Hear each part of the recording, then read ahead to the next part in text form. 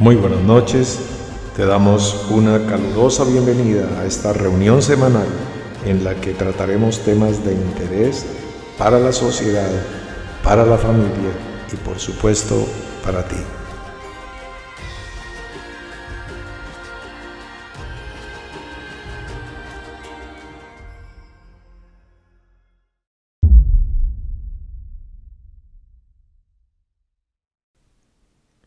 Quiero empezar recordando con todos ustedes una muerte que sucedió en España, en la ciudad de Valladolid, el pasado 20 de mayo. Murió 515 años atrás don Cristóbal Colón. Él se fue de este mundo y aún tuvo que esperar casi 40 años en su tumba para que cayera una teoría que fue una gran verdad enseñada durante más de 13 siglos, más de 1300 años. La teoría que planteó Ptolomeo, que se llamó la geocéntrica, donde presentaba el planeta Tierra como el centro del universo y por supuesto, del sistema solar. ¿Por qué perpetuó tantos siglos y se hizo viral esa gran verdad que hoy sabemos que no es así? Porque la cultura estaba permeada, el gobierno determinaba lo que se enseñaba y la iglesia determinaba los gobiernos.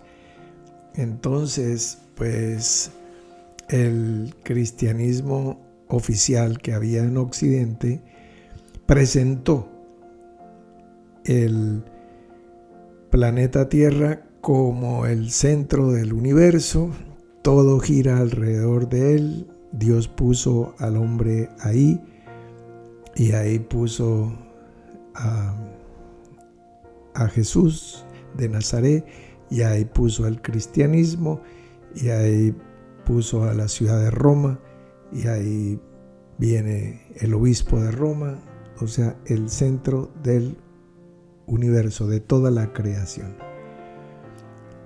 Siempre las religiones han pretendido ser abarcantes de la ciencia y del conocimiento, y quien se oponga a eso pues corre el riesgo de ir a la hoguera como hereje. Copérnico planteó el heliocentrismo, o sea que el Sol era el centro del sistema solar y que los planetas giraban alrededor de él. Y bueno, pues decimos, wow, sí, por fin. En 1543, oigan ustedes, señores, si Colón muere en 1506 y él aprendió a leer y a escribir y le enseñaron ciencias naturales, y historia, geografía, todas estas cosas, y le enseñaron las verdades científicas de su época. Y una de ellas era que la Tierra estaba en el centro y el Sol giraba alrededor de la Tierra, así como lo interpretaba José cuando planteó su sueño, y sus hermanos, los patriarcas de Israel, todos alrededor de él. Bueno, este era el conocimiento que se tenía. Triste sí, que ya muchísimo tiempo atrás, 3 siglos antes de Cristo, un matemático, astrónomo griego que se llamó Aristarco de Samos, porque le ponían el lugar de su nacimiento siempre como un referente para poderlo identificar. Él calculó el tamaño del Sol, calculó el tamaño de la Tierra. Él planteó que el Sol era 300 veces más grande que la Tierra giraba alrededor del Sol.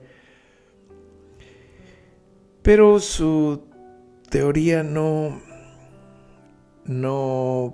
permeó la cultura de la época y fue pasando a segundo nivel, a tercer nivel, y quien hace el gran marketing del planteamiento de don Claudio Ptolomeo es justamente el cristianismo creciente y surgiente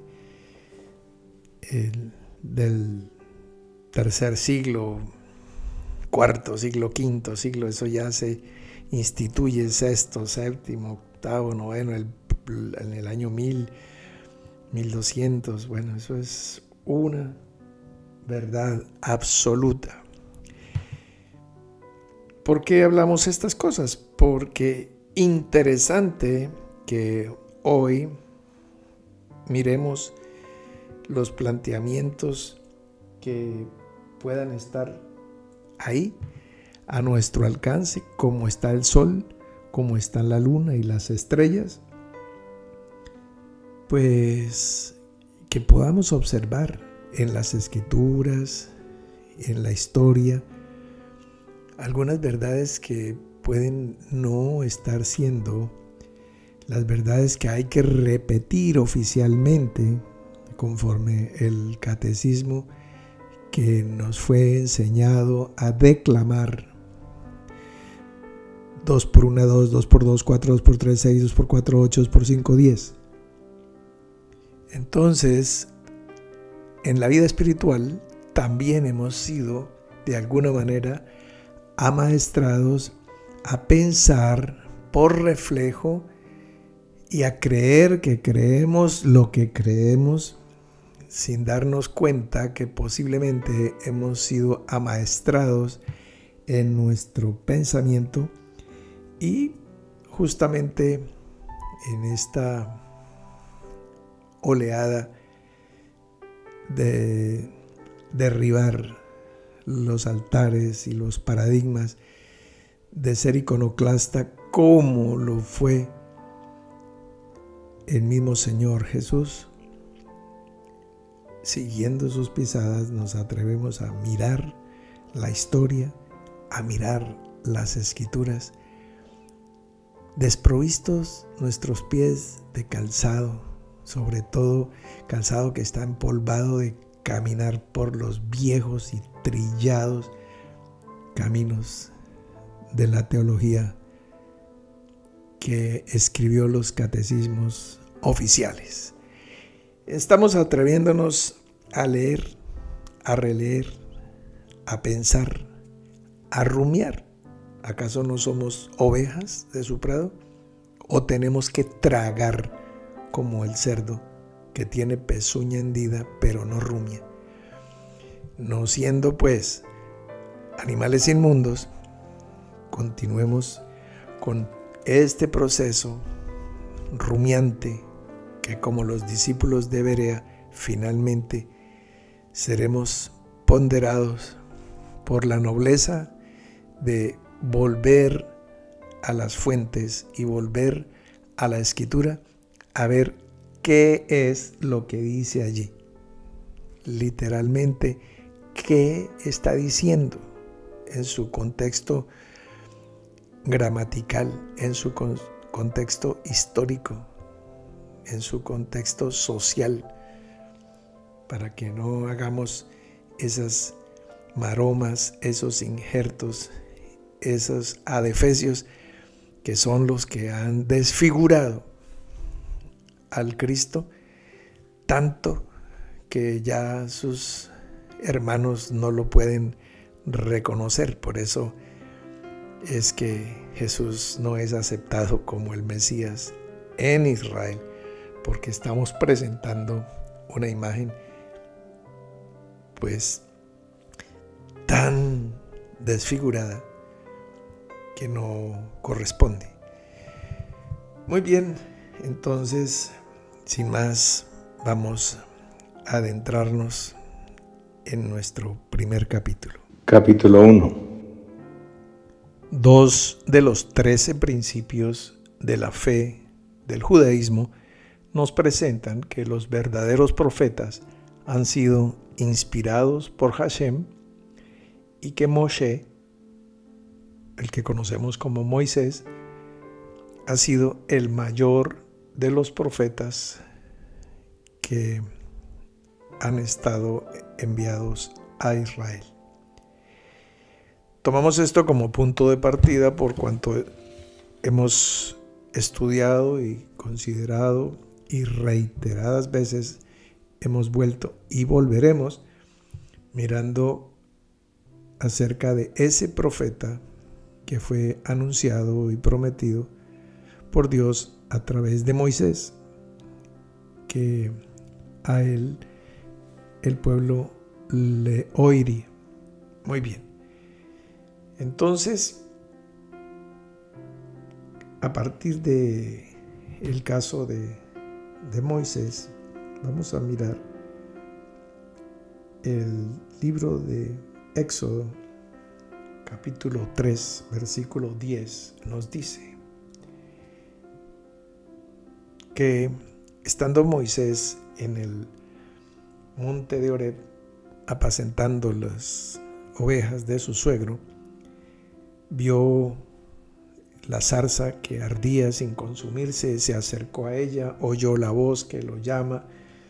Él responde lo mismo que a Abraham Gineni, y entonces, bueno, la voz se le presenta. Y ahora sí vamos a capítulo 3, versículo 10. Dice: ven por tanto ahora y te enviaré a Faraón para que saques de Egipto a mi pueblo, los hijos de Israel. Los verbos primeros o los dos primeros verbos que nos presenta ese texto es ven ahora y te enviaré a Faraón.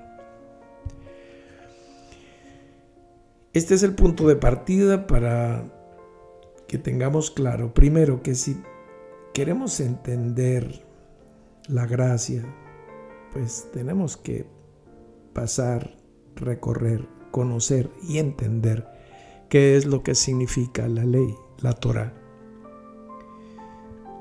El llamamiento dice, ven ahora.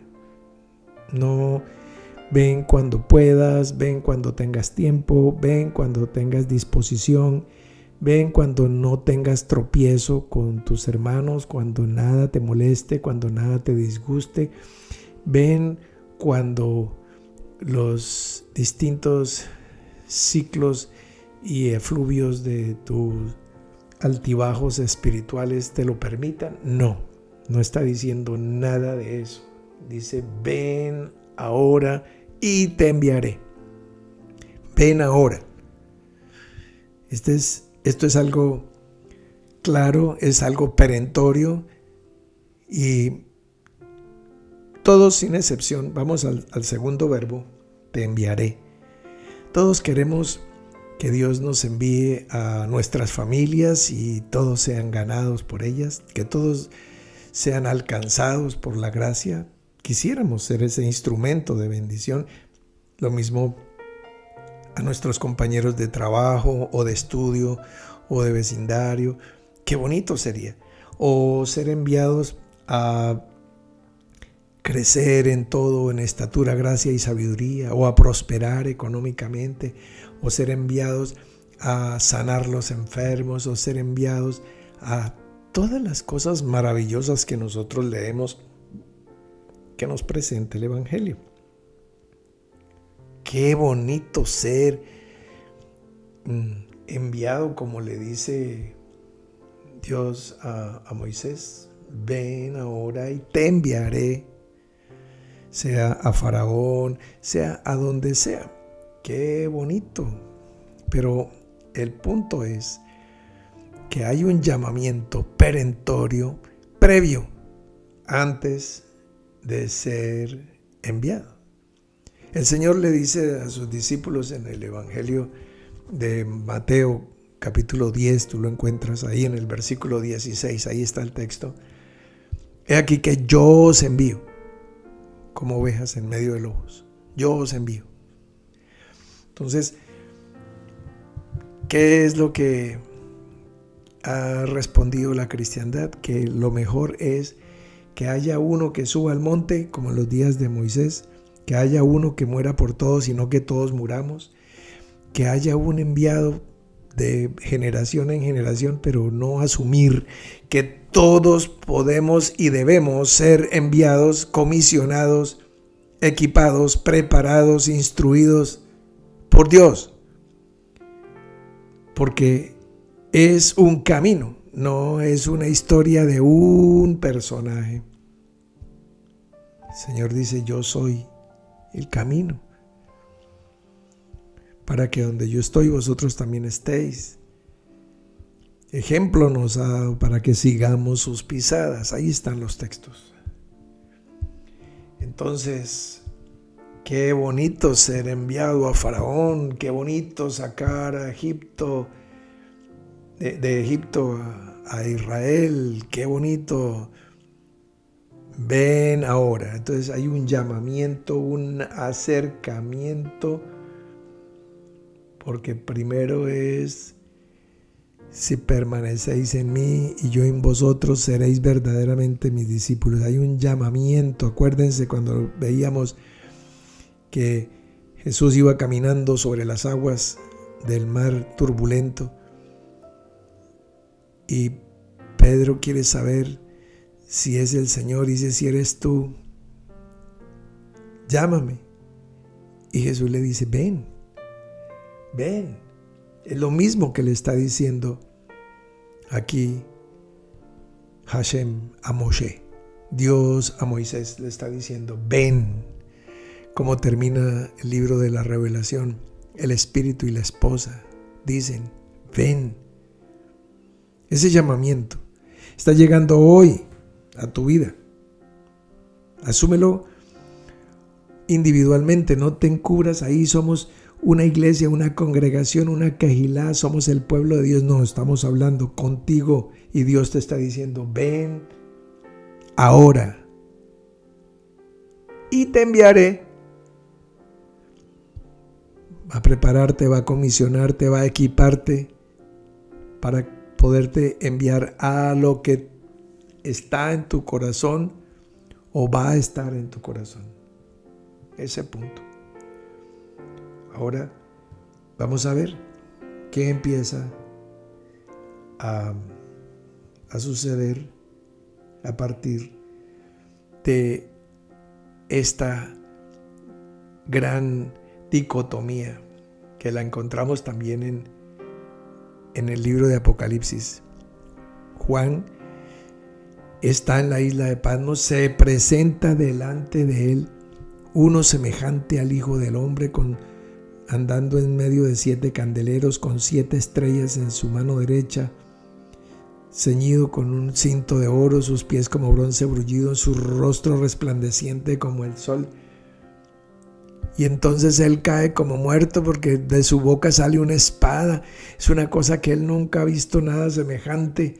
Y le dice, no temas, soy yo, el que estuvo muerto y vivió. Se le está presentando.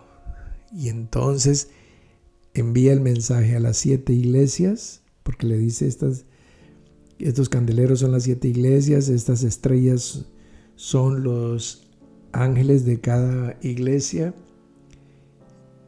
Y en el capítulo 4 le dice, ahí está el texto, sube acá y te mostraré las cosas que van a suceder.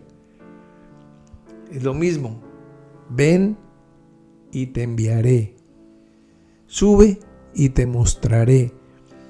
No solamente queremos ser enviados a la victoria, enviados a la gloria, enviados a la bendición, sino también queremos que se nos muestre, queremos conocer, queremos saber, queremos tener la visión, la revelación, la unción. Pues sube. El camino de la vida al entendido es hacia arriba. Sube y te mostraré. Queremos que se nos muestre sin subir. Queremos que se nos envíe sin ir ahora mismo. Ese es el punto. Ese es el llamamiento. Esto es lo que nos dice la palabra. Capítulo 2. En el capítulo 11 de los Hebreos, donde se destacan los grandes héroes de la fe, encontramos que hay 6 versículos destinados exclusivamente a la fe de Moisés. Y dice que por la fe Moisés, hecho ya grande, rehusó llamarse hijo de la hija de Faraón, escogiendo antes ser maltratado con el pueblo de Dios que gozar de los deleites temporales del pecado, teniendo por mayores riquezas el vituperio de Cristo que los tesoros de los egipcios, porque tenía puesta la mirada en el galardón. Por la fe dejó a Egipto, no temiendo la ira del rey, porque se sostuvo como viendo al invisible. Por la fe celebró la Pascua y la aspersión de la sangre, para que el que destruía a los primogénitos no los tocase a ellos. Por la fe pasaron el Mar Rojo como por tierra seca, e intentando los egipcios hacer lo mismo, fueron ahogados.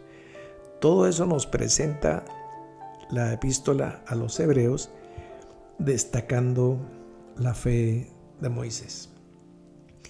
Vamos a ver cómo se inicia ese proceso de fe de Moisés. Aquí está dialogando, encontrándose con el Dios desconocido, y va a empezar a conocerlo y va a ser comisionado, va a ser enviado a Faraón.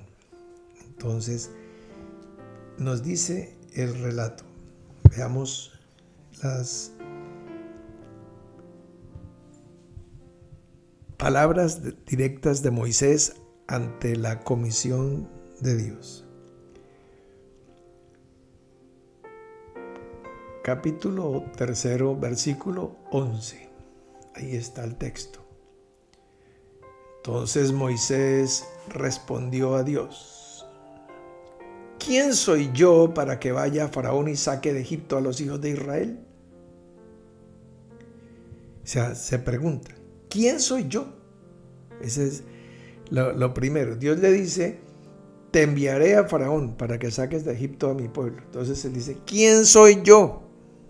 O sea, está tomando cuentas a aquel que le está comisionando. Vamos al versículo 13. Dijo Moisés a Dios: he aquí que llego yo a los hijos de Israel y les digo: el Dios de vuestros padres me ha enviado a vosotros. Si ellos me preguntan cuál es su nombre, ¿qué les responderé? ¿Ves? En el primer planteamiento que él se hace es: ¿quién soy yo? El segundo es: si me preguntan, ¿qué les respondo? ¿Sí te suena familiar? Vamos al capítulo 4. Veamos el primer versículo. Entonces Moisés respondió diciendo: he aquí que ellos no me creerán, ni oirán mi voz, porque dirán: no te ha aparecido Jehová. No me creerán. Y a veces una sentencia, una palabra casi profética, el mismo la anuncia. Y el versículo 10 del mismo capítulo, vamos a verlo. Ahí aparece, pero lo voy a leer. En el versículo 10. Entonces dijo Moisés a Jehová: Ay, Señor, nunca he sido hombre de fácil palabra, ni antes ni desde que tú hablas a tu siervo, porque soy tardo en el habla y torpe de lengua. Ya le planteó todas las objeciones. ¿Acaso yo quién soy? Si me preguntan, ¿qué les respondo? No me van a creer. Yo no sé hablar. Esta es la maravilla. Mira cómo se nos presenta a Moisés. Capítulo 11 de los Hebreos. Como fiel siervo sobre su casa, y por la fe dejó a Egipto, por la fe prefirió sufrir todo eso que padeció, etcétera, etcétera. Esta es la forma como se nos presenta, pero esta es la forma como Él se le presentó a Dios. Mira cómo se empieza a preparar, cómo se empieza a construir la fe. Habíamos hablado de una fábrica de fe. Y yo te dije, ¿tienes incredulidad? ¿Tienes dudas? ¿Tienes incertidumbres? Maravilloso. Es mi materia prima. Tráela. Conéctate. Acércate. Ven. Ven ahora. Ese es el llamamiento. Y el Señor te enviará, nos enviará porque hemos venido, nos mostrará porque hemos subido, nos cumplirá porque hemos hecho nuestra parte, se acercará a nosotros porque nosotros nos hemos acercado a Él, teniendo ese texto como referencia. Algunos dirán, no, pero si en Él vivimos, nos movemos y somos, ¿cómo nos vamos a acercar o cómo nos vamos a alejar si estamos en Él? Es una cuestión de corazón, de corazón. Tú te puedes alejar de Dios o acercar a Dios estando en Él. ¿Ves? ¿Acaso tú no has convivido con alguien? Esposo o esposa, hijo o hija, papá, mamá, pariente, amigo, donde están cercanos físicamente, pero lejanos afectivamente. ¿No conoces situaciones de esas? De la misma manera, tú puedes estar lejos de Dios, estando en la misma casa. Muy bien, entonces vámonos para el siguiente capítulo. Capítulo 3. Ya Moisés aceptó el llamamiento, ya se acercó a la zarza que ardía, ya se quitó el calzado de sus pies y ya llegó, está ahí, hablando con Dios para ser comisionado, para ser enviado. Entonces ya está discutiendo, ya presentó, así como están las 4 letras del tetragramatón, el Yod Hei, Bab Hei, ahí están las 4 objeciones, los 4 argumentos que está presentando Moisés para detener la comisión. ¿Yo quién soy acaso? Y si me preguntan, ¿qué les respondo? No me van a creer. Yo soy malo para hablar en público. ¿Te suena familiar? Bueno, de todas maneras, este es el génesis de un caudillo, de un líder, de un profeta libertador de millares de millares, millones de personas que nos relata esta porción de la Torá. Entonces, todo empieza en pequeño. Mira, aquí está. Solo él y está dialogando con un Dios que no conoce y se le está presentando. Dios tiene la paciencia de presentarse, de argumentar, de esperar el proceso de la incredulidad para que se vaya procesando, fermentando ese caldo, para que se vaya decantando, depurando y se vaya convirtiendo en la emuná, que después lo vamos a ver caminando, soportando a ese pueblo. Bien, entonces ahora vamos a ver a los 4 argumentos que presentó Moisés. Dios le responde también en 4 ocasiones con la palabra ve. Porque primero fue la palabra ven, acércate a mí. Ahora viene la palabra ve, porque es ven y te enviaré. Pero como él no cree, entonces le tiene que decir 4 veces ve. La primera de ellas está en el versículo 12 del 3er capítulo. Ahí está el texto, pero yo lo voy a leer en parte. Que Dios le respondió, ve porque yo estaré contigo. Mira, le da la razón, le da el argumento. Le dice, ve porque yo estaré contigo. O sea, se siente muy solito, se siente muy falta de respaldo. He aquí que yo estoy con vosotros todos los días hasta el fin del mundo, nos dice el Señor Jesús. ¿Te has sentido solo, desamparado, sin fuerza, sin potencia, sin capacidad? ¿No has sabido qué responder? ¿Piensas que no te van a creer? ¿Piensas que eres malo para hablar?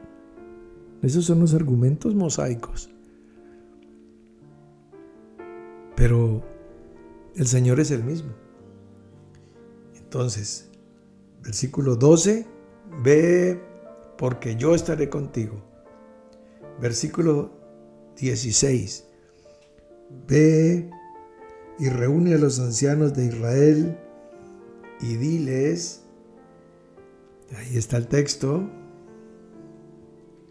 y termina diciendo, y oirán tu voz. Ve y reúne a los ancianos de Israel y diles, Jehová, el Dios de vuestros padres, el Dios de Abraham, el Dios de Isaac, el Dios de Jacob, me apareció diciendo, en verdad os he visitado y he visto lo que se os hace en Egipto, y he dicho, yo os sacaré de la aflicción de Egipto a la tierra del cananeo, del eteo, del amorreo, del fereceo, del heveo, del jebuseo, a una tierra que fluye leche y miel, y oirán tu voz. Porque le está diciendo, en resumen, ve y reúne a los ancianos de Israel y oirán tu voz.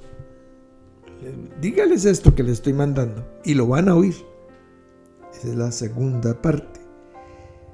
A la tercera objeción le dice el Señor en el capítulo 4, versículo 12, ahora pues ve y yo estaré con tu boca y te enseñaré lo que hayas de hablar.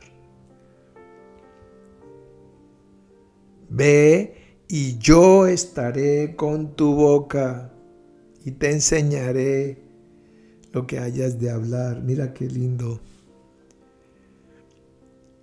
Qué bonito entonces acercarse a Dios cargado de dudas porque mira las respuestas. Mira que Dios no devuelve mal por mal, sino bien por mal. Eso es. Aquí estamos en pleno proceso, estamos cumpliendo lo que habíamos dicho. Si esto está operando ahora mismo, si tú no estás hablando y saludando despistadamente, sino poniendo atención en este momento a la palabra, esta palabra está operando en tu vida y está procesándose tu incredulidad, tu duda, tu incertidumbre en certeza, en convicción, en emuná. Vamos a la siguiente, versículo 19. Dijo también Jehová a Moisés en Madián: ve y vuélvete a Egipto, porque han muerto todos los que procuraban tu muerte. Entonces ya no tiene motivo para no ir, ya están muertos. No importa que podrían estar respirando, pero ya no tienen ninguna potencia sobre ti. Ve porque yo estaré contigo.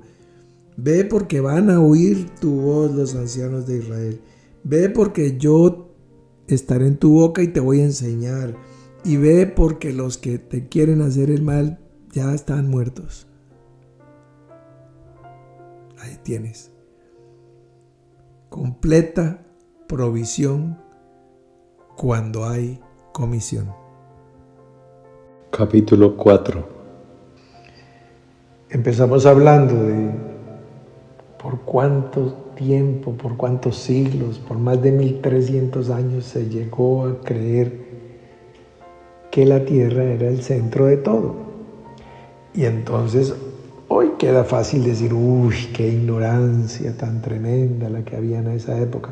Pero déjame preguntarte, ya que estamos en confianza, ¿no te has sentido quizás de pronto siendo tú el centro del universo y que Dios debe girar y gravitar alrededor de ti para cuidarte, para sanarte, para bendecirte, para ungirte, para redimirte, para instruirte, para protegerte, para sanarte, para prosperarte?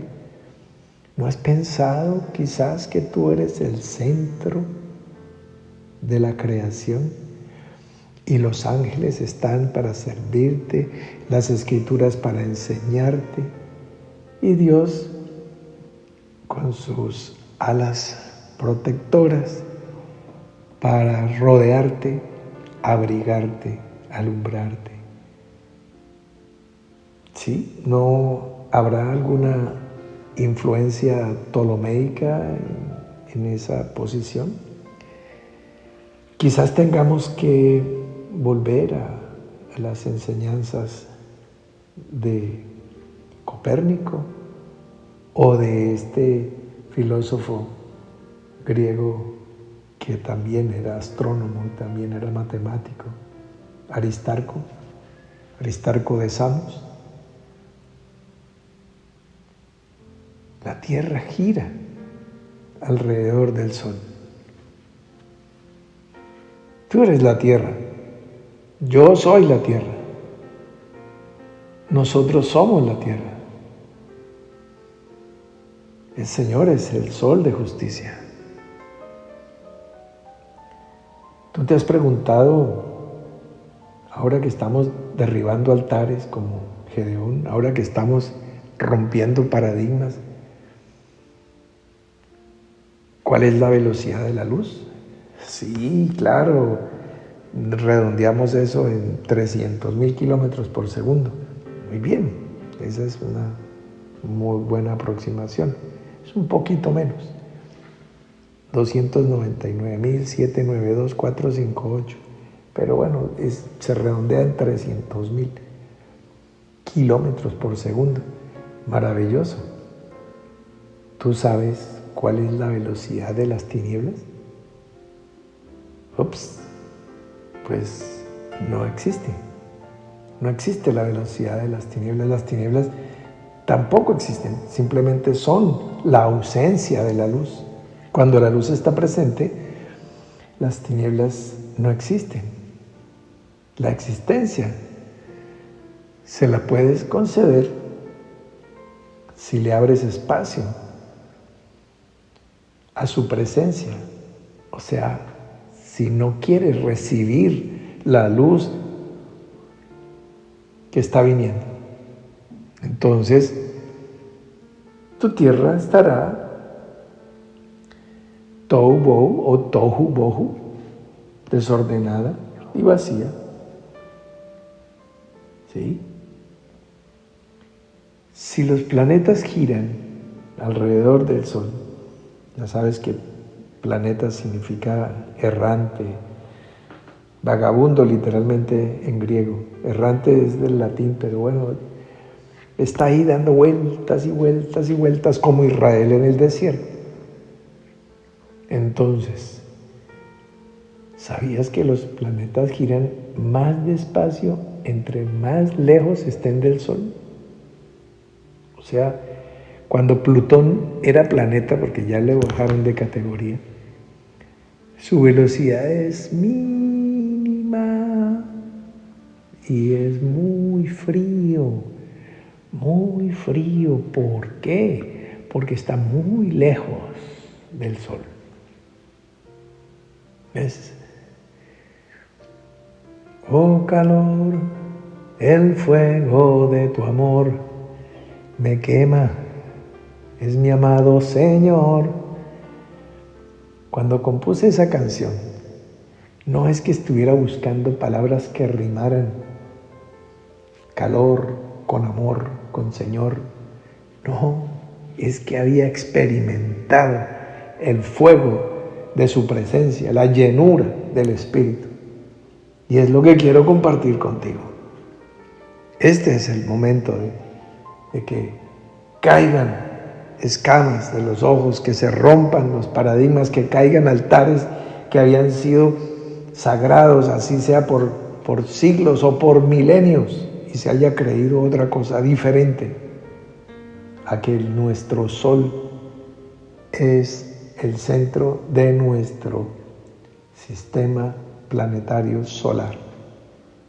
Y así sucesivamente, en la medida en que vayamos creciendo en conocimiento, pues claro, iremos entendiendo cada cosa. El punto que estamos mencionando del geocentrismo, del heliocentrismo, bueno, en la medida que vayamos profundizando, iremos entendiendo más. Tendremos otras escalas de medición, así como estamos entendiendo el Peshad, el Remesh, el Derashá, el Sod. Los astrofísicos también tienen diferentes órdenes de magnitud en sus escalas de medición. Entonces, unas escalas son planetarias y los astrofísicos son astrofísicos planetarios, otros son astrofísicos estelares que manejan otras escalas, otros son galácticos y otros son cosmólogos que trabajan considerando, mirando el universo, otros solamente la galaxia, otros solamente las estrellas y otros solamente los planetas. Pero progresivamente queremos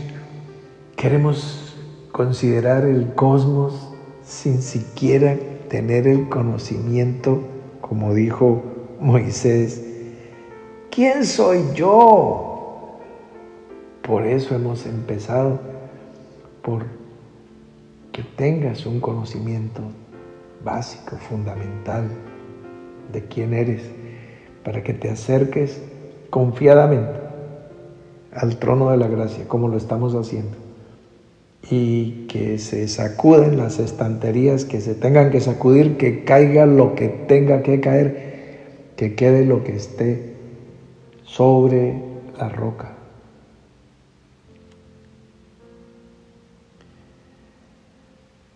Vamos a tomar unos segundos para poner un sello de estas palabras sobre tu corazón.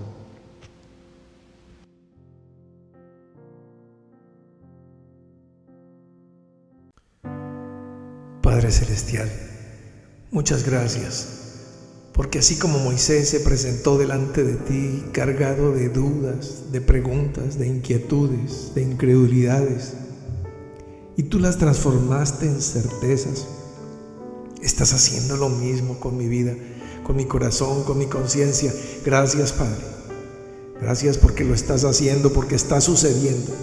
porque me estoy acercando a ti y tú me estás enviando a tomar victoria. Me estás enviando sobre aquello que me atormentaba para que lo pacifique, para que lo ordene, para que lo limpie. Me estás enviando a este mundo como una oveja en medio de lobos, pero con la confianza de que tú has vencido al mundo. Gracias por las certezas profundas que me das. Mi razón aún no llega a todos los rincones de lo que ahora estoy persuadido, pero sé que entenderé cumplidamente cada cosa. Gracias. Gracias, Señor, porque ahora paso a sembrar en buena tierra, a ser un ofrendador, pero no quiero hacer solamente eso. En este día quiero yo mismo ser semilla y sembrarme. No solamente dar de lo que tú me has dado, sino darme porque quiero ser ese árbol plantado junto a corrientes de aguas. Quiero dar fruto ahora y en el momento en que tú lo necesites. Y quiero que todo lo que yo haga prospere conforme a tu promesa. Tú lo has dicho. Y si yo no me siembro en ti, esto no sucederá. Ya quité el calzado de mis pies para entrar en tierra santa, santísima. Estoy ante tu presencia y solamente puedo decir, espero en ti, te espero, amo y espero tu venida en Cristo Jesús. Amén.